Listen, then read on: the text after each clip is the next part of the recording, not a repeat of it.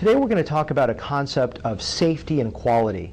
We always talk about quality work, and of course I'm very, very dedicated to do quality work. That's my real impetus, is to make sure that I deliver the best that I can humanly do for you.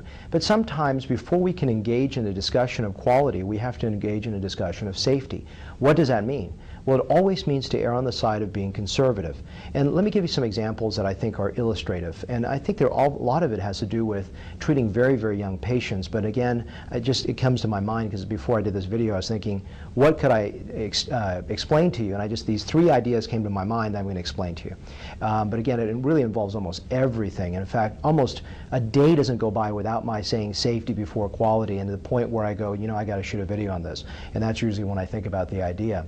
So let's use a couple examples. I had a 27-year-old gentleman come in with, he was losing hair, and he said he wanted to have a hair restoration. So, at that point, 27 is usually quite young. I usually don't do a hair transplant someone that young, but he had very thick donor hair, and I want to do a very conservative hairline.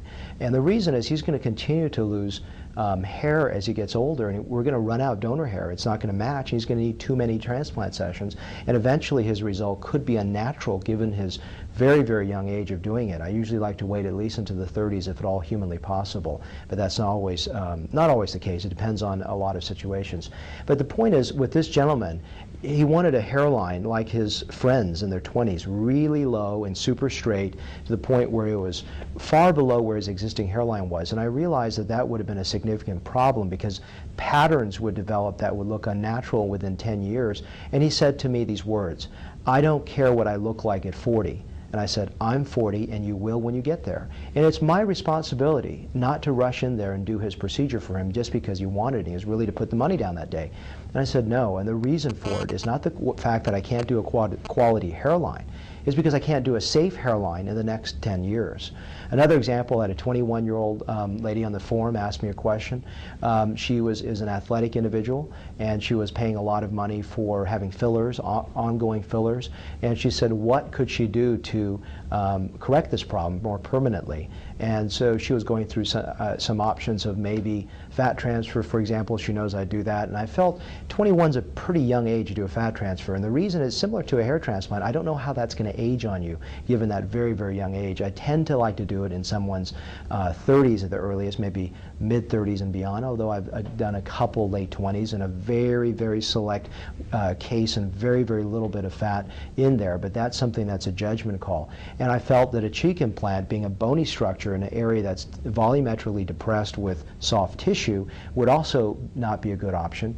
And then, like you know, I do some silicone microdroplets, which we're going to talk about in a moment. I also felt that was unsafe because I'm not here to rebuild a whole young face that's thin, that as she gets older, it could be too big. So, you know, is the only option temporary products? Well, she was asking me some questions about using some permanent fillers, and I didn't really feel comfortable talking about some of the products were non-FDA approved, and other products at the same time, yeah, I don't feel comfortable even injecting something that's permanent FDA approved in someone that young because I don't know how that's going to age on that person. So even though it's expensive, sometimes the most expensive option is the safest option, and that's something that we need to keep in mind. So I'm not going to dwell too much more, and I'll just mention one more thing. You may have seen my age-appropriate lips and the fact that if I'm working with silicone lips, I tend not to work with a lot of early to mid 20-year-olds with permanent enhancement because I don't know how that lip is going to age. Now, obviously, I can do a lot. I do a ton of corrective lip work. I did 5 that a lot of whom had flown in to Dallas for my work last week, and it was not due to aging of the lip. It was just due to bad injectables or other reasons. And so, in that circumstance, I just want to sort of frame that idea is that I really remember when I say safety before quality, if you've seen this video, it's going to hit your mind and go, yeah, it did sort of trigger a thought impulse of really understanding why, so I have to go through that large background story. So hopefully that was a good video for you.